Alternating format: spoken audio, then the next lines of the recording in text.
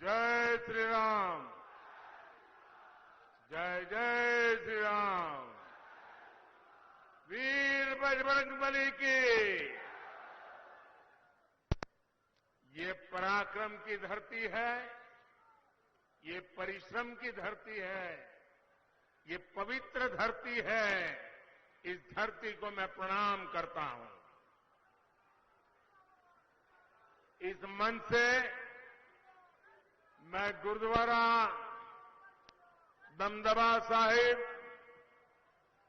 तख्त आनंदपुर साहब और गुरुद्वारा तीरथ साहब को हृदय से प्रणाम करता हूं। मैं गुरु जंबेश्वर भगवान के चरणों में प्रणाम करता हूं। भगवान जंबेश्वर की प्रेरणा से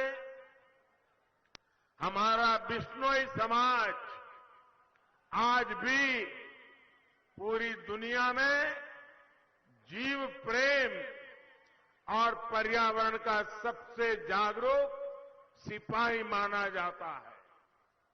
साथियों, इस चुनाव में ये पंजाब में इस बार का जो चुनाव है, ये एक प्रकार से मेरी आखिरी सभा है और कल शाम को चुनाव प्रचार भी समाप्त हो रहा है। मैं बीते कुछ दिनों से पंजाब के अलग अलग क्षेत्रों में गया हूं। पूरे पंजाब में आज एक सुर से एक ही आवाज उठ रही है, भाजपा को जिताना है, एनडीए को जिताना है, पंजाब में डबल इंजन की सरकार बनाना है।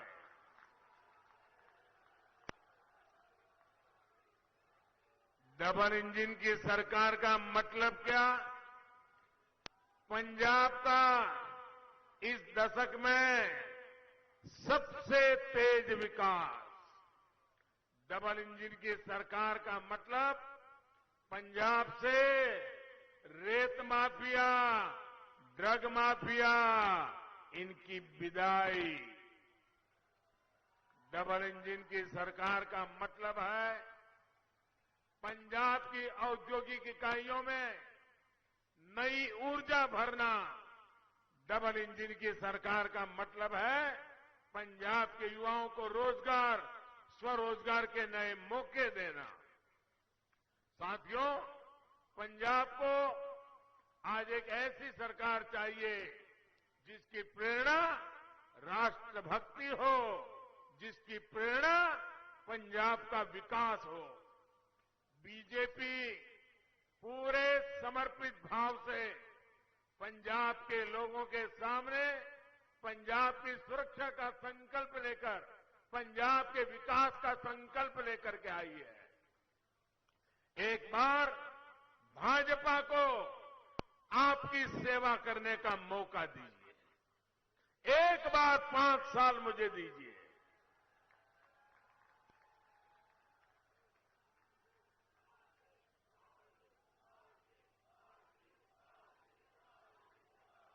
अब फिर देखिएगा डबल इंजन की सरकार कैसे पंजाब को तेज गति से आगे बढ़ाती है। आप देखिए, देश के इतने सारे राज्य हैं, जब कांग्रेस एक बार गई तो फिर कभी लौटकर आई ही नहीं।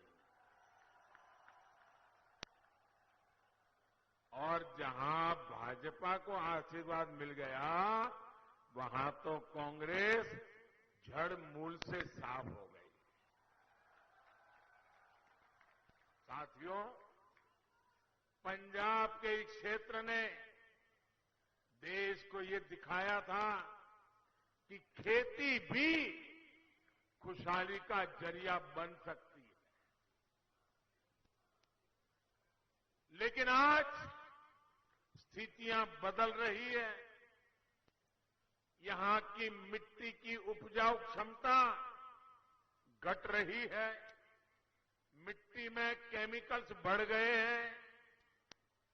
भाइयों और बहनों, इतिहास गवाह है कांग्रेस ने किसानों को हमेशा धोखा दिया है।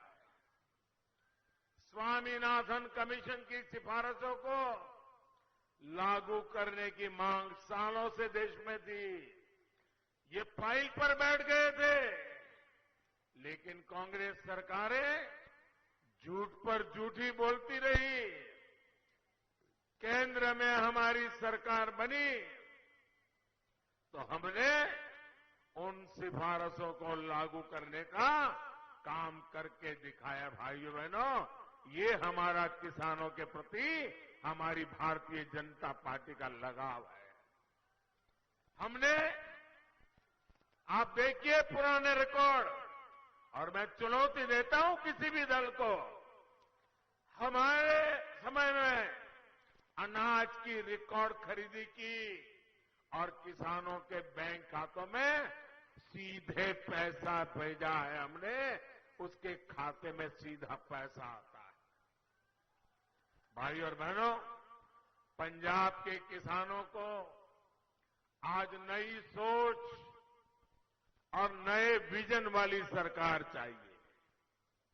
आज किसान को बेहतर फसल, कम लागत और बेहतर कीमत की जरूरत है। इसके लिए हमारी सरकार बीज से बाजार तक नई व्यवस्था बना रही है। ये भाजपा की सरकार है जिसने जल जीवन मिशन शुरू किया है। आज हम पंजाब के घर घर में साफ पानी का कनेक्शन देने के लिए, नल से जल पहुंचाने के लिए हम बहुत तेज गति से काम कर रहे हैं। साथियों, पंजाब में आज हर व्यापार माफियाओं के कब्जे में है। व्यापारियों को माफियाओं की कृपा पर जीने के लिए मजबूर होना पड़ रहा है। इसकी सबसे बड़ी तकलीफ हमारे छोटे व्यापारियों को हो रही है। राज्य में असुरक्षा बढ़ती है, गलत नीतियां होती है, तो हमारा व्यापारी इसका नुकसान उठाता है। आज आप देखिए, इतनी संभावनाओं से भरा पूरा पंजाब, लेकिन इंडस्ट्री यहां से छोड़ करके भाग रही है। हमारे नौजवानों का भविष्य में एक सवालिया निशान खड़ा हो रहा है। कांग्रेस सरकार की नीतियों के कारण यहां जल्दी कोई आने को तैयार भी नहीं है। वो 7 बार सोचता है, क्या जाऊंगा और माफियाओं की चरण में जाना पड़ेगा तो क्या होगा। इन स्थितियों को भी डबल इंजन की सरकार ही बदल सकती है। आप मुझे बताइए, और कोई इसको बदल सकता है क्या? और कोई बदल सकता है क्या? एक भी सारे चेहरे याद कर लो, किसी में दम है क्या? भाइयों बहनों, ये अगर करेगा तो मोदी ही करेगा।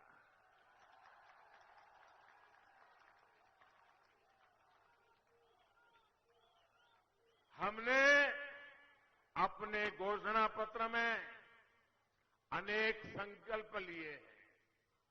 पंजाब में बेहतर इंफ्रास्ट्रक्चर होगा, पारदर्शी सरकार होगी, तो न उद्योगों को पलायन करना पड़ेगा, न नौजवानों को अपना गांव, अपने दोस्त, अपने बूढ़े मां बाप, अपने खेत खलिहान, ये सब छोड़ करके मेरे नौजवानों को पंजाब से बाहर नहीं जाना पड़ेगा। साथियों, गरीब की तकलीफ दूर हो, उसका जीवन आसान बने, ये हमारे लिए सर्वोच्च प्राथमिकता का काम है। कोरोना काल में भाजपा सरकार गरीबों को मुफ्त राशन दे रही है और मुफ्त वैक्सीन भी दे रही है। आपको सबको वैक्सीन लगी है? सबको वैक्सीन लगी है? आपको कोई पैसा देना पड़ा क्या? भाइयों बहनों, ये आपकी जिंदगी को बचाने में एक रक्षा कवच के रूप में काम आ रहा है कि नहीं आ रहा है? आपके जीवन को बचाने के लिए भारत सरकार पूरी रात दिन काम कर रही है कि नहीं कर रही है? भाइयों बहनों, आयुष्मान भारत की वजह से, इस योजना की वजह से पंजाब के 11 लाख गरीबों ने अच्छे अस्पतालों में अपना मुफ्त इलाज कराया है। ये हमारी योजना ऐसी है कि अगर आयुष्मान भारत का आपके पास कार्ड है, इस देश के 50 करोड़ लोगों को इसका लाभ मिल रहा है। 50 करोड़, दुनिया के देशों की आबादी से भी ज्यादा लोगों को। और इसकी विशेषता ये है कि आप अगर मुंबई गए हैं, बीमार हो गए, अहमदाबाद गए हैं, बीमार हो गए,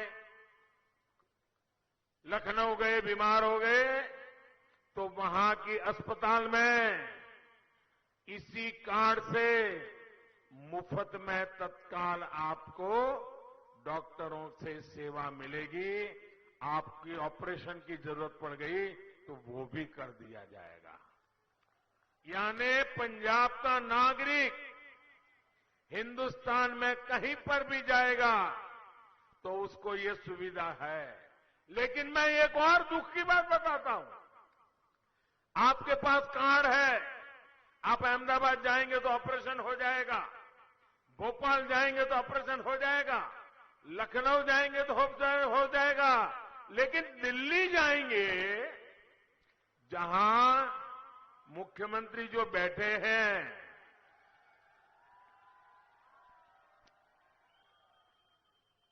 दिल्ली में जहां दिल्ली सरकार की अस्पतालें हैं, वहां पर आपको मना कर देंगे। क्यों? क्योंकि इस योजना के साथ वो जुड़ने के लिए तैयार नहीं है।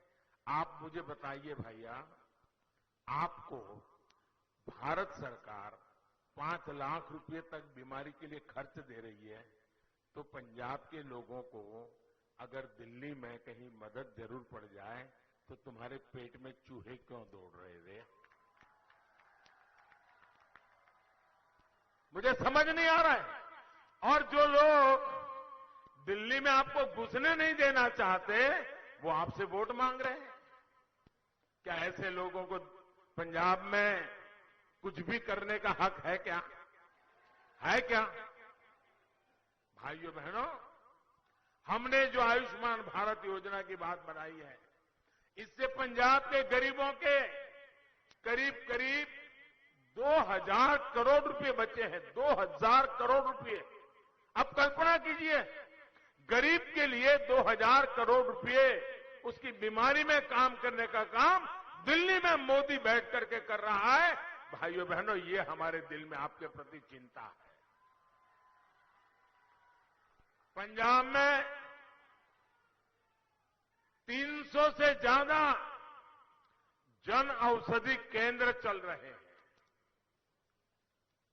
और वहां पर जो बाजार में महंगी दवाई मिलती है, वैसी ही दवाई में कोई समझौता नहीं, कोई कॉम्प्रोमाइज नहीं, उसकी क्वालिटी में कोई कॉम्प्रोमाइज नहीं।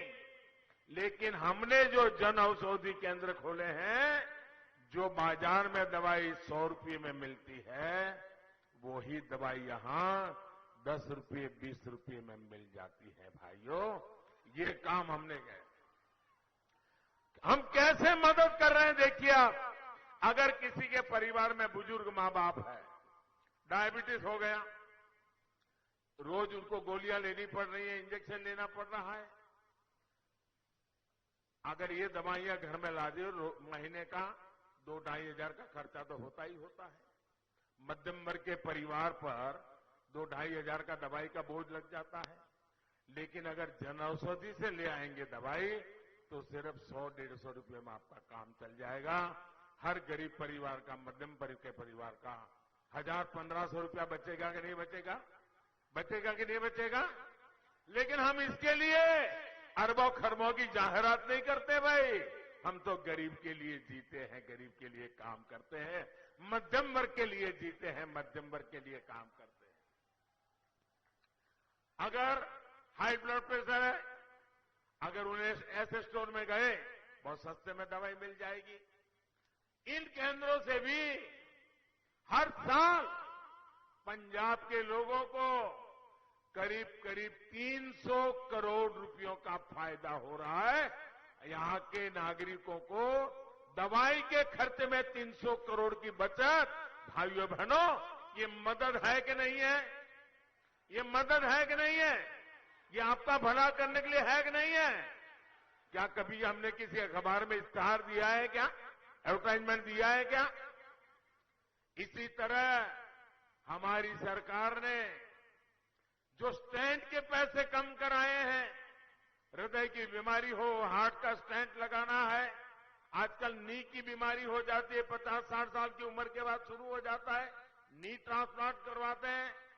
इसमें भी हमने उसके दाम बहुत कम करवा दिए, कानून का उपयोग किया, और इसके कारण जिन जिन लोगों ने हृदय में अगर स्टेंट लगवाया है, हार्ट में ऑपरेशन करवाया है या नी ऑपरेशन करवाया है, उसके भी करोड़ों रुपयों की बचत हुई है। भाइयों बहनों, हेल्थ सेक्टर में काम कैसे होता है, इसके ये उदाहरण मैं बताता हूं। पीएम किसान सम्मान निधि के तहत केंद्र सरकार ने पंजाब के किसानों के बैंक खातों में 3,700 करोड़ रुपया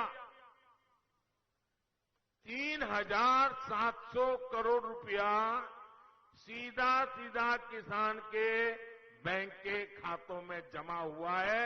अकेले पंजाब में, बीच में कोई कंपनी, कट की कंपनी नहीं, कोई बिचौलिया नहीं, कोई माफिया नहीं, सीधा। भाइयों बहनों, मुझे बताइए, किसान मुझे आशीर्वाद देगा कि नहीं देगा?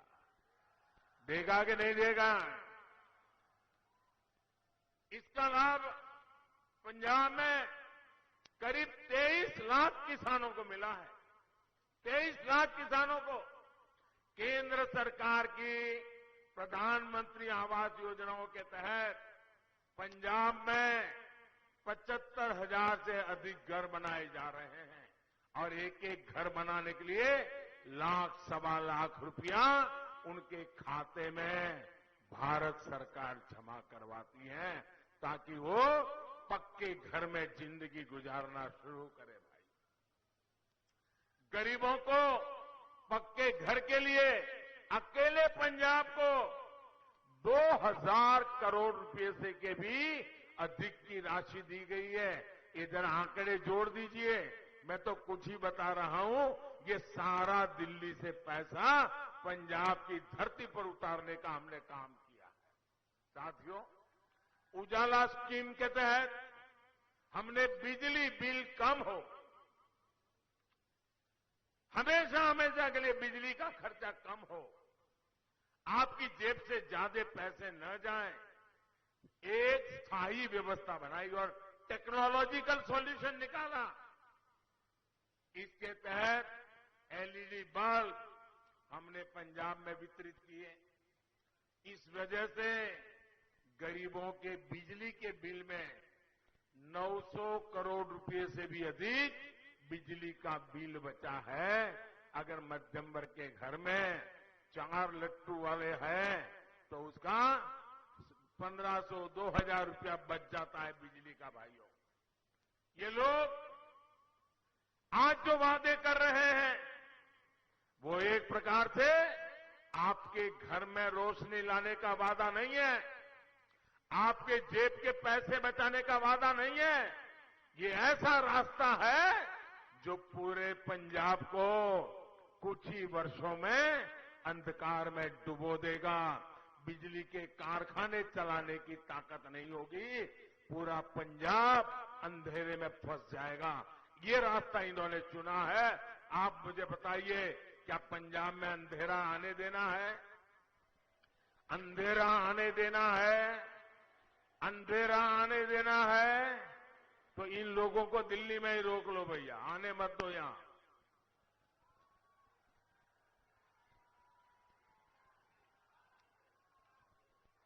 हम इस बात की व्यवस्था भी कर रहे हैं कि ना सिर्फ बिजली का बिल कम हो, बल्कि बिजली कारखाने भी अच्छे ढंग से चले और जरूरत के हिसाब से नए कारखाने भी लगे। साथियों, 84 के दंगों के समय जब कांग्रेस के नेता नौसंवार चल रहा था और कांग्रेस के नेता क्या कर रहे थे, हुक्म कहां से आ रहे थे, ये आपसे ज्यादा और कौन जानता है भाइयों।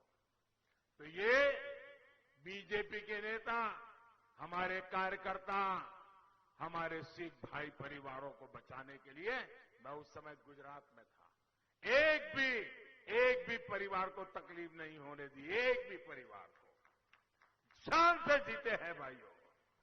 हर सुख दुख में हम पंजाब के लोगों के साथ डटकर खड़े रहे हैं। साथियों, कांग्रेस हमेशा से एक क्षेत्र के लोगों को दूसरे से लड़ाती रहती है ताकि उनकी गाड़ी चल जाए। ये कांग्रेस के जो मुख्यमंत्री ने जो कल बयान दिया है और जिस पर ये दिल्ली का परिवार है उनका मालिक, वो बगल में खड़े रह करके तालियां बजा रहा था, बताइए। और ये पूरे देश ने देखा है। अपने इन बयानों से ये लोग किसका अपमान कर रहे हैं?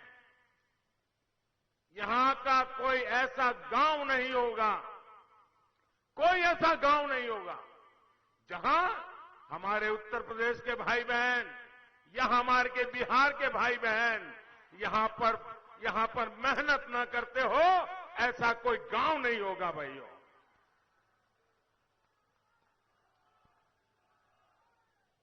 कल ही हमने संत रविदास जी की जयंती मनाई है, संत रविदास जी की जयंती मनाई है। मैं जरा इन नेताओं से पूछना चाहता हूं, आप मुझे बताइए, संत रविदास जी कहां पैदा हुए थे?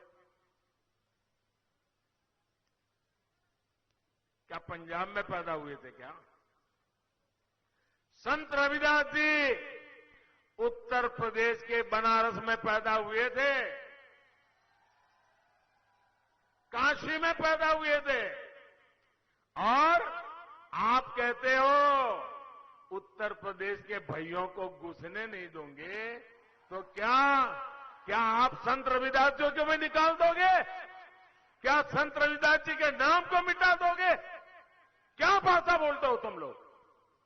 इतना ही नहीं, मैं जरा पूछना चाहता हूं, गुरु गोविंद सिंह जी का जन्म कहां हुआ था? गुरु गोविंद सिंह जी का जन्म कहां हुआ था? पटना साहिब में हमारे गुरु महाराज गुरु गोविंद सिंह का जन्म हुआ था। और आप पटना में हुआ, बिहार में हुआ, और तुम कहते हो बिहार के लोगों को घुसने नहीं देंगे, तो क्या तुम गुरु गोविंद सिंह महाराज का अपमान करोगे?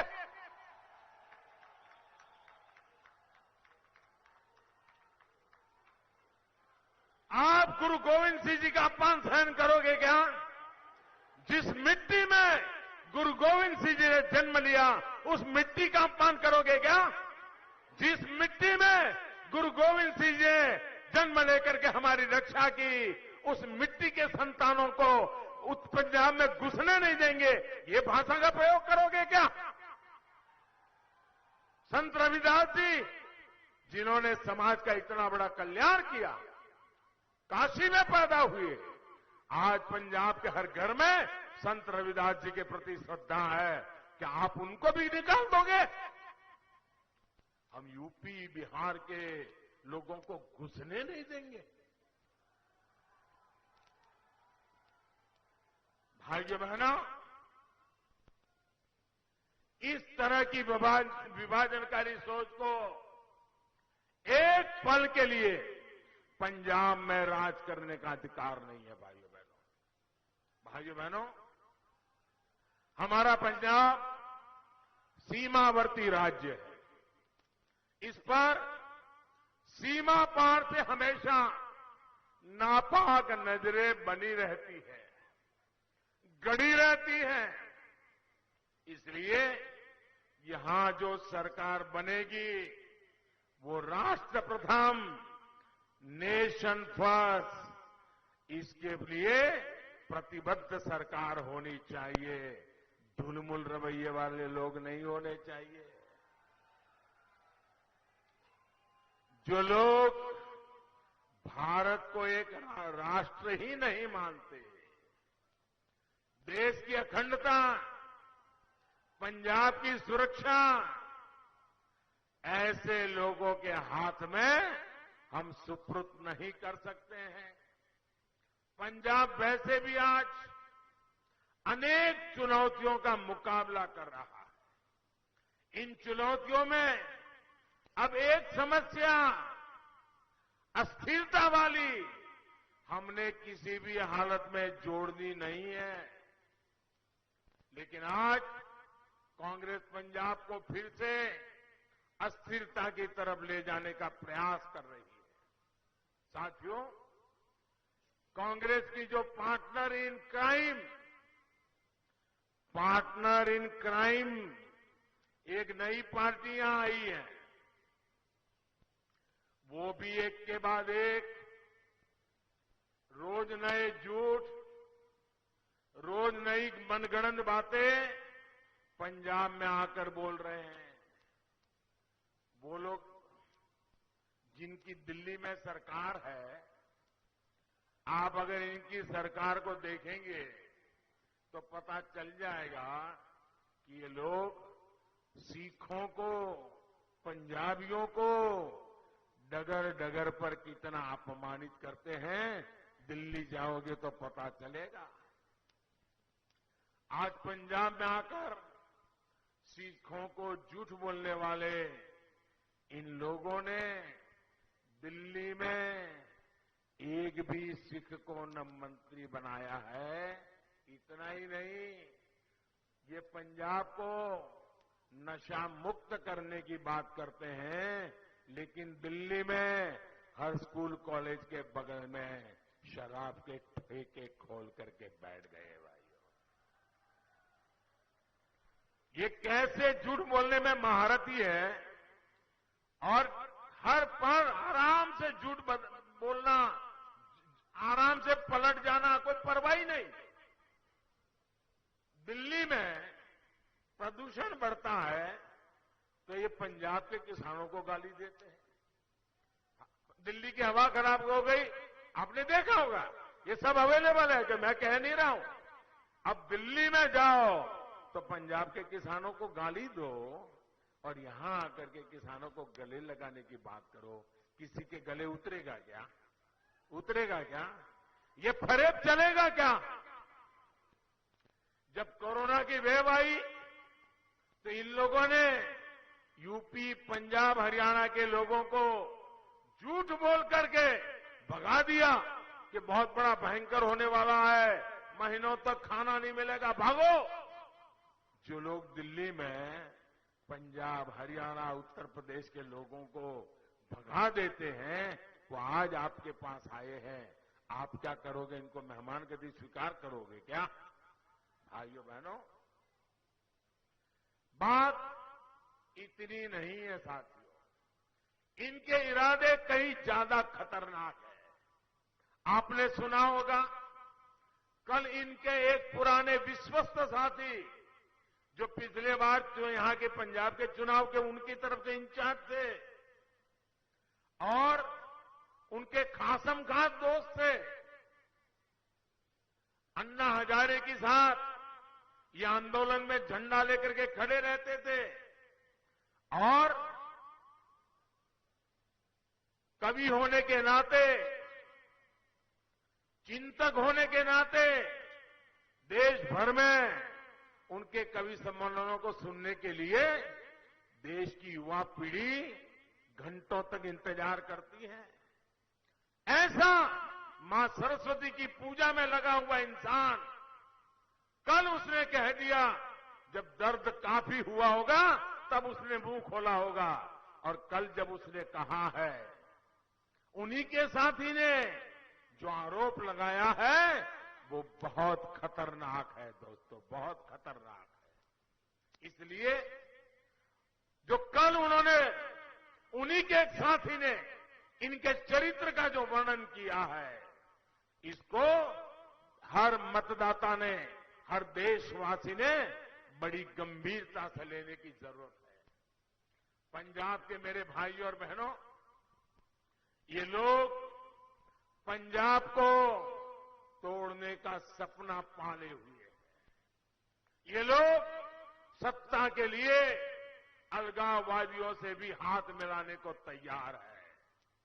सत्ता पाने के लिए इन लोगों को अगर देश भी तोड़ना पड़े तो ये उसके लिए भी तैयार है। इनका एजेंडा और देश के दुश्मनों का एजेंडा, पाकिस्तान का एजेंडा अलग है ही नहीं। इसलिए ही ये सर्जिकल स्ट्राइक पर पाकिस्तान के सूर में सूर मिलाते हैं। इसलिए ही ये पंजाब में ड्रग्स के नेटवर्क को बढ़ाना चाहते हैं। इसलिए ही ये बॉर्डर पर बीएसएफ के बढ़ते अधिकारों के खिलाफ आवाज उठाते हैं। यही इन लोगों का मंसूबा है, यही इनकी सोच है। लेकिन साथियों, अराजकता और अलगाव के नशे में डूबे इन लोगों को पता नहीं है ये मेरा पंजाब है क्या।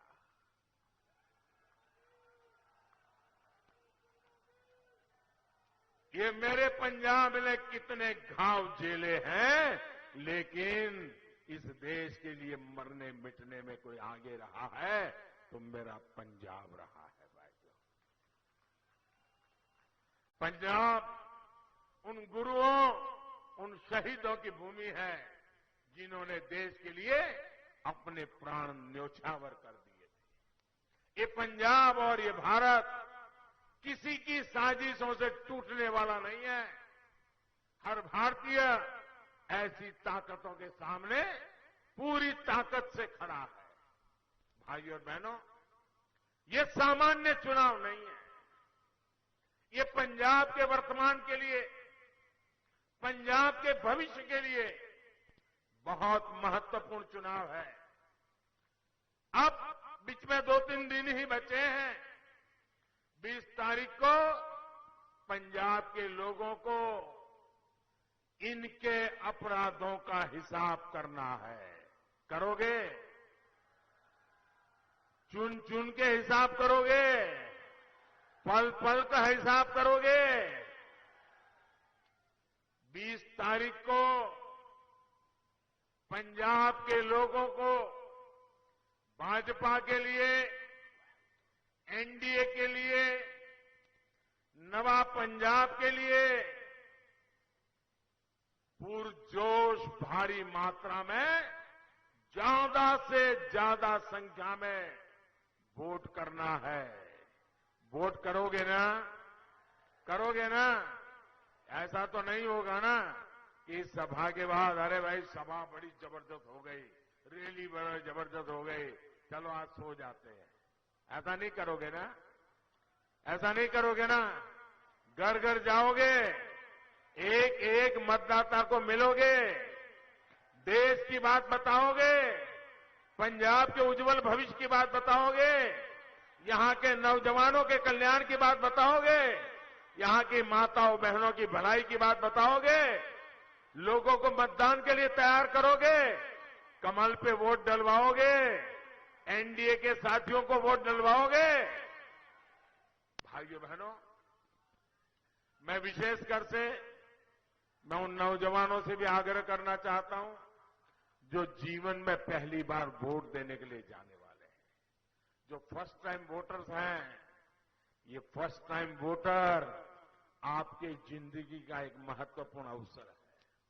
जब आप वोट डालने जा रहे हैं, मतलब आप अब पंजाब का भविष्य तय करने के एक निर्णय के भागीदार बन रहे हैं।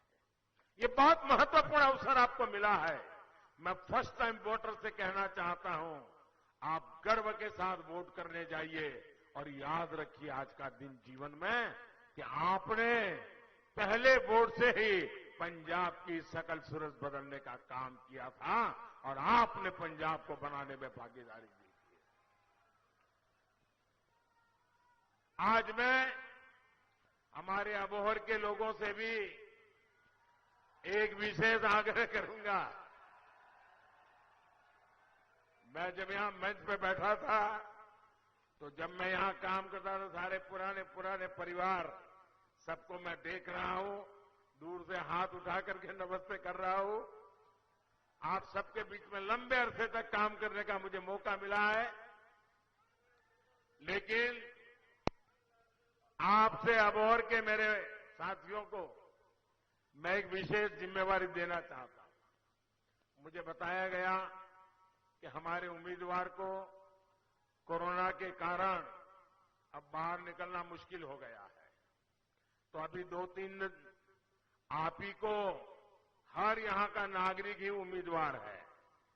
अब हमारे उम्मीदवार कोरोना के कारण ना आ पाए, हर व्यक्ति हमारा उम्मीदवार है, हर कार्यकर्ता हमारा उम्मीदवार है। हमें मिलकर के अबोहर में 2-4 दिन उनको थोड़ा रेस्ट करना पड़ेगा, आइसोलेशन में रहना पड़ेगा।